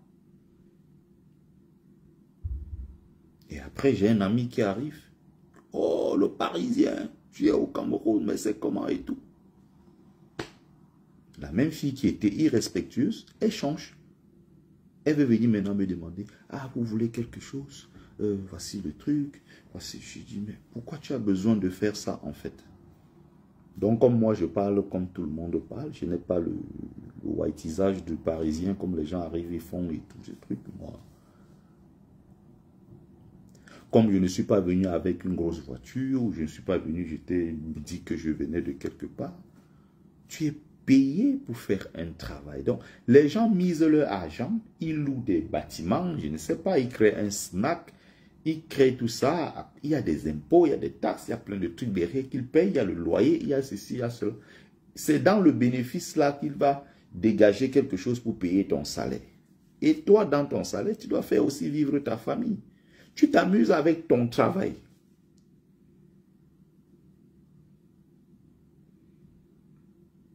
Tu t'amuses avec ton travail. Mais tu es payé pour faire un travail, mais tu te fais avec le visage toujours attaché comme si on t'obligeait à le faire. Et là, elle devient gentille avec moi parce qu'elle espère que derrière, je vais lui donner un petit choco. Je ne donnerai même pas 1 euro. C'est pas possible. Tu ne m'as pas respecté. Jusqu'au moment où tu as entendu quelqu'un a dit le Parisien. Ah, maintenant, c'est que comme je suis benguiste, tu dois te... Non, tu dois être comme ça avec tous les clients parce que c'est ton travail. Tu es payé pour ça. Sois souriant avec tout le monde, sois serviable, tu es là pour ça. Tu es un serveur, si on te dit on a besoin d'un décapsuleur, on a besoin de ci, tu viens, tu sais, tu te rassures, est-ce que tout se passe bien? Et c'est dans cette petite gentillesse, c'est cette façon de se comporter qui fait qu'à la fin, quelqu'un a envie de te dire, bon, garde la monnaie. Mais si tu as des gens qui se comportent comme des sauvages, et c'est partout au Cameroun, on parle aux gens n'importe comment dans ce pays. Il y en a pour eux, c'est devenu normal. Mais acceptez aussi qu'il y a des gens qui ne supportent pas ça. Quelqu'un demande mon adresse email, c'est pourquoi faire? Omba Bisogo, tu veux me choco? Si tu veux me choco, tu me dis. Hein? Je donne l'adresse PayPal. Donc, acceptez, il y a des gens qui ne supportent pas aussi cette bêtise. Comment on éduque les gens? Regardez comment ça se passe ailleurs. Je ne dis pas qu'ailleurs c'est parfait, mais de ce que j'ai vu, de ce que j'ai connu quand j'étais plus jeune, bon maintenant je commence à avoir un certain âge, nous on a quand même eu la chance, on a grandi dans un Cameroun de l'époque où tu voyais quand même, il y avait encore des valeurs. Je suis surpris, je suis choqué de voir de ces gens aujourd'hui, des gens aujourd'hui qui... Tu veux m'envoyer ton manuscrit, c'est dans quel domaine? Tu me payes. Hein? Si tu veux que je relise ton manuscrit, je dois payer. Tu dois payer. Je ne fais plus ce que je faisais avant. Je réalisais les manuscrits des gens gratuitement. Je donnais des conseils, des orientations. Ils partaient publier leurs ouvrages. Il n'y avait même pas un mot de remerciement où on me cite. Si tu veux payer, tu payes pour la prestation. Omba Bisogo. Tu as un grand nom, hein? Omba Bisogo. Alors, on continue. Je vais arrêter le live dans quelques minutes. Est-ce que les gens peut-être ont des questions? Est-ce que quelqu'un veut prendre la parole sur TikTok? J'ai déjà dit l'essentiel. Là, on est dans des petites prolongations. Donc, j'étais en train de dire, la mission qui est la nôtre, je pense qu'à un moment, dans l'histoire de tous les pays du monde, quand on veut faire les choses correctement, il faut toujours une élite pour prendre son destin en main. Et c'est malheureusement ce que ces gens-là n'arrivent pas à faire chez nous au Cameroun. Mais où sont les intellectuels camerounais? D'où la question, mais où sont les intellectuels camerounais? Quand ça n'allait pas en Chine, quand ça n'allait pas au Japon, ça n'allait pas, je ne sais pas quel autre pays je vais citer. Quand ça n'allait pas en Indonésie, au Vietnam, en Afrique du Sud, non, les gens se sont levés, ils ont dit, ok, les intellectuels ont pris leurs responsabilités. les élites économiques, les opérateurs économiques, les élites traditionnelles, les chefs traditionnels se sont levés, ils ont dit non, on doit prendre notre destin en main, on ne peut pas laisser notre pays comme ça. Les intellectuels ont pris les devants.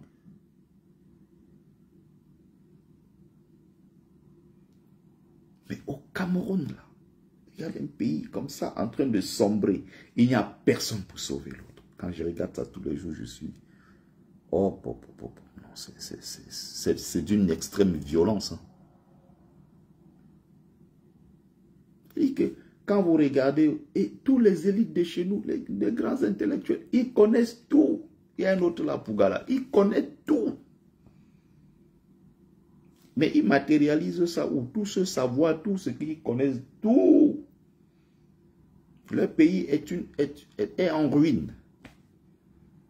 Quand tu vois les grands discours d'Alain Foucault, quand vous regardez tous les grands intellectuels camerounais, les gens les plus visibles camerounais partout, quand vous les entendez parler, vous avez l'impression que, oh, ce gars-ci, si tu lui donnes le Cameroun, il te transforme ça en 2 jours. Vous allez écouter Sadina, il y a l'autre, Achille Mbembe. Comment un peuple peut évoluer comme ça sans dignité? Aucune dignité. Tout un peuple.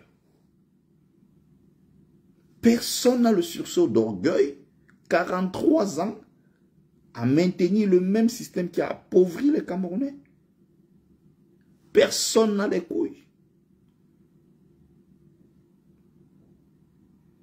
Ils sont là pour donner des leçons à la Côte d'Ivoire. Ils font des analyses géopolitiques sur le Sénégal. Macky Sall a fait Sima. Dès que tu dis parle du Cameroun, chut, il se tait.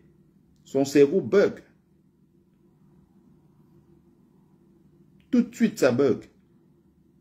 Mais quand ils veulent parler des autres pays, ils sont... Ah non, non, non, ils sont d'une éloquence. Hein. Ils sont imaginatifs, ils sont, je ne sais pas, très prolixes quand il faut parler des autres. Leur propre pays, le Cameroun. Allez demander à Bandankani, à tous ces gens-là. C'est qu'on appelle quoi là? La dame de Sochi. Nathalie Yam. Macky Sall. Alassane. Dès que tu dis Paul Biya, tu dis que non, là c'est un cas particulier. Mais pourquoi c'est un cas particulier? C'est ton pays d'origine. Comme Betty Assomo, c'est ton ami, vous mangez ensemble. 43 ans de dictature, tu soutiens. Pourvu qu'un Bamileke n'arrive pas au pouvoir. Il y a des gens comme ça là, ils parlent du panafricanisme. Vous parlez de quel panafricanisme?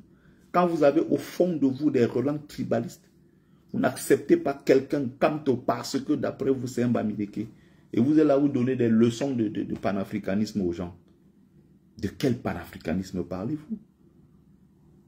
Taisez-vous.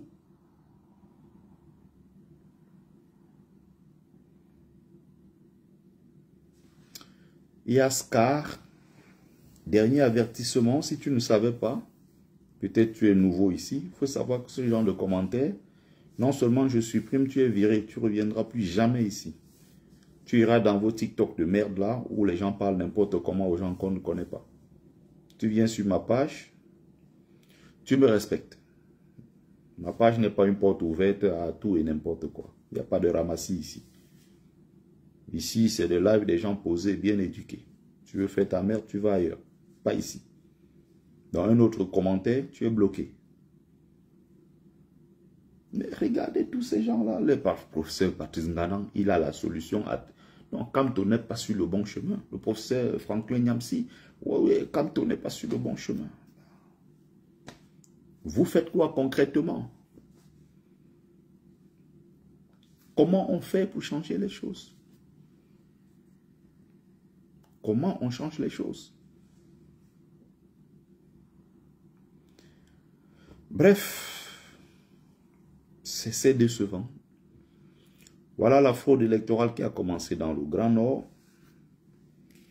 Et c'est dans cette partie du Cameroun où il y a vraiment le plus de souffrance. Hein. Il y a tellement de souffrances au nord, mais ceux-mêmes qui sont complices de leur propre souffrance, dans la même partie du nord, sont les nordistes eux-mêmes, avec la complicité de leurs élites. Qu'est-ce que vous voulez qu'on dise? Il y a des gens qui disent qu'il faut qu'on prenne les armes. Et curieusement, tous ceux qui disent ça sont en faux profil. Prenons les armes, on va prendre les armes. Prenez donc les armes contre eux.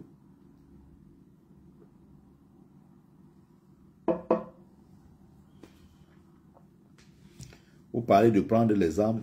Bonsoir Chris Maestro. Vous parlez de prendre les armes contre le régime en place. Mais vous êtes caché derrière des faux profils. On ne connaît pas vos vrais noms, on ne connaît pas vos visages. Vous êtes là en train de dire que non, on doit prendre les armes. Bon, c'est peut-être la solution hein, en prenant les armes. C'est peut-être la solution pour faire partie de ces gars-là. Mais il faut savoir qu'on ne prend pas les armes comme ça. Qui prend les armes? Contre qui? Pour quelle raison? Qui va prendre? Qui commence? C'est ça la vraie question. Qui va prendre les armes? Le gouvernement en place que vous voyez là, s'il y a coup d'État au Cameroun, la manière que Biya a verrouillé le système là, il n'y a pas de possibilité au Cameroun de faire un coup d'État et s'en sortir si tu n'es pas un écan. Il n'y a qu'un écan dans le système que vous voyez là. Pour se lever un matin, faire un faux coup d'État, balayer Biya, s'installer. Il n'y a qu'entre eux. L'armée, la gendarmerie, la police, les renseignements généraux. Tout ce que vous pouvez imaginer comme système tourne autour d'une tribu. Si tu sors d'une autre tribu et dans le clan là, tu veux faire semblant, un Bamileke dans l'armée, aucune chance. 2, 3 informations, on a déjà attrapé tes bêtises depuis.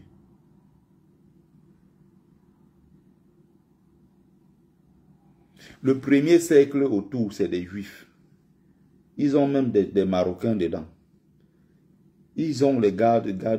Il y a 5 autour de Paul Biya. 5. Et il y a même des Camerounais qui parlent comme ça, qui sont au palais. Souvent, ils sortent leurs histoires des lanceurs d'alerte. Là, ils font rire les gens. Il y a des informations sources sûres. Ils appellent ça sources sûres. Lui, il travaille au palais. Je vous ai dit qu'il y a des gens qui travaillent au palais, ça fait 30 ans, ils n'ont jamais vu Paul Biya. Même à 30 mètres comme ça. Ils travaillent à l'intérieur du palais. Ils n'ont pas vu Biya. Encore moins serrer la main à Paul Biya. Ça fait 25 ans de service qu'ils sont là-bas. Si tu es nordiste, dis-moi comment un nordiste fait un coup d'État dans l'État qu'on connaît, le Cameroun qu'on connaît là. Jusqu'à il va aller prendre la CATV. CATV qui est contrôlé par un boulot. Vous rêvez. Quand il parle de coup d'État, moi j'écoute seulement ça, ça me fait rire. Et il n'y a aucune chance au Cameroun qu'après 43 ans d'un écan, que le peuple camerounais accepte encore un autre écan. Ça c'est là où le pays, la bête, ça va finir, ça va s'arrêter. Le Cameroun va s'arrêter, il n'y aura plus de Cameroun. Et s'il y a coup d'État, un nordiste, bon, les Bamileke encore, ça, on pouvait encore prendre même encore au sérieux les nordistes. Les Bamileke, c'est même pas la peine de parler de ces gens-là. Il faut les laisser là où ils sont. Il ne faut pas compter sur les gens comme ça. Les Bamileke, ça ne vaut même pas la peine. Faut pas. Quand vous voyez les Oussereki là, général de brigade, ils ont toujours des postes jupitériens comme ça, là, contrôleur. On l'a vu un général, mais son vrai rôle, c'est aller surveiller le matériel. On achète les gilets un peu dans l'armée, là, c'est lui qui fait le décompte, il écrit, on a acheté 12 gilets, on a acheté 25 gilets, c'est des choses comme ça que les Bamileke. Ces gens-là, ils ne comptent pas, ne vous intéressez pas à eux. On va parler de qui? Des Sawa. Les Sawa encore, il y a même qui même. Les Sawa dans le Cameroun, si on les compte même, ils sont combien? Les seuls encore qui peuvent peut-être essayer de faire un peu le poids, essayer quelque chose. Parce que leur objectif depuis longtemps, c'est de faire retourner le pouvoir dans le Grand Nord. Parce que d'après eux, le pouvoir est resté trop longtemps dans le Sud. 43 ans dans le Sud. Or, leur frère avait donné le pouvoir à quelqu'un du Sud gratuitement. Genre, comme on dit. Donc, il faut que le pouvoir revienne au Nord. Donc, il n'y a que les nordistes, vu la configuration actuelle, qui peuvent peut-être tenter quelque chose. Et même jusque-là, ce n'est pas sûr que ça va réussir. Les Ekans sont prêts à tout pour protéger leur dernier rempart. Parce que beaucoup ont peur des représailles. Ils savent ce qu'ils ont fait en 84 aux nordistes. Les fantômes de 84 sont encore là. Ils savent. Ils se disent, attention, si les nordistes reviennent au pouvoir, il y aura des règlements de compte. Parce que Biya sait ce qu'il a fait aux nordistes en 84. Les fausses communes sont encore là. Il y a des familles, des gens qui n'ont... Et les nordistes, c'est des gens très rancuniers. Les nordistes n'oublient pas. Attention. Donc, les seuls encore peut-être qui peuvent essayer une chose. Quand aussi on parle ici des coups d'État, dans les histoires de coups d'État à l'intérieur, il y aura simplement un petit truc de révolution de palais, un écran va prendre, ça va continuer. Il n'y a que ça. Mais dit que quelqu'un va sortir d'ailleurs, dans un système qui est verrouillé par les écrans, qui adore le pouvoir plus que tout. Tu vas venir là-bas prendre l'eau. Même Kamtola, je vous dis tous les jours, il peut même gagner dans les unes. La vraie bagarre va commencer à partir de ce moment. Je le dis depuis des années. Parce que quand ils voient les gens là, les pros Kamto et tout ça, il y a beaucoup là dans leur tête qui pensent déjà au poste, hein, qui vont aller s'asseoir manger. Je vous dis que pour l'installer à Etoudi, ça va être la mission la plus compliquée. La mission la plus compliquée, installée là-bas. Jusqu'à les gens vont accepter que même les prêtres, les monseigneurs, on les chassait en zone écran. Tu étais Bamileke, on t'envoie là-bas comme archevêque à Yaoundé. On te dit qu'on ne veut pas de Bamileke. Archevêque seulement, hein. Pas président de la République. Donc c'est quand vous allez devenir président de la République qu'on va vous accepter là-bas. Il y a déjà les gens qui sont en train de répertorier toutes les maisons de Bamileke en zone écran là-bas. Toutes les maisons, on est en train de les commerces, les gens qui aiment bien les quincailleries et autres là. On est en train de repérer déjà tout. Faites l'erreur d'ici quelques mois, on dit que Biya a perdu le pouvoir. Vous allez lire l'heure dans toutes ces zones écran là. Ils se préparent, ils ne se dérangent pas. Ils sont prêts à tout pour conserver le pouvoir. Donc, on peut encore penser à ces gens, peut-être les nordistes encore. Parce que c'est pour les Bamileke, je vous ai dit, forget about. Ce ne sont pas des gens sérieux. Laissez-les là où ils sont, là-bas dans le commerce. Ils aiment bien le truc des quincailleries, ils veulent l'argent tout de suite, le benzikin, des choses comme ça, les ventes, les tomates, les conneries comme ça. Ils aiment bien les choses comme ça. Et puis ces ventes qu'ils ont, ils ont les immeubles. Laissez-les dans le monde là où ils sont. Il ne faut même pas compter. Quand on veut parler des gens, il faut commencer à être sérieux même au Cameroun. Écartez les Bamileke, ne les citez même pas dans ces bêtises. Ne les citez même pas dans ces choses-là. Quand on veut commencer des choses sérieuses, laissez-les là où ils sont. Qu'ils aillent vendre leurs tomates et tout, qu'ils se contentent de quelques trucs là, ils disent qu'ils ont des immeubles. Une seule signature des écans à Yaoundé, on va annuler tous vos titres fonciers là. Le véritable pouvoir, c'est le pouvoir de signature, c'est ça. C'est le pouvoir de signature, ce n'est pas les quincailleries. Depuis des années que je parle à ce peuple ici, je suis fatigué. On m'insulte tous les jours. Oh, tu es tribaliste. Oh, tu supportes tes frères du village. Oh, tu es dur contre les Bamileke. Oh, tu es ceci, tu es cela. Kamto, je le dis depuis des années, il n'ira pas là-bas s'asseoir comme ça comme vous pensez. Ce n'est pas une blague. Diriger tout un pays. Vous le faites persona non grata à Baham. Donc il est non persona non grata à Baham. Et vous voulez qu'il aille diriger le Cameroun. Dans votre propre village à Baham. Pour vos postes égoïstes, vous avez choisi même de livrer votre propre fils à la vindicte populaire.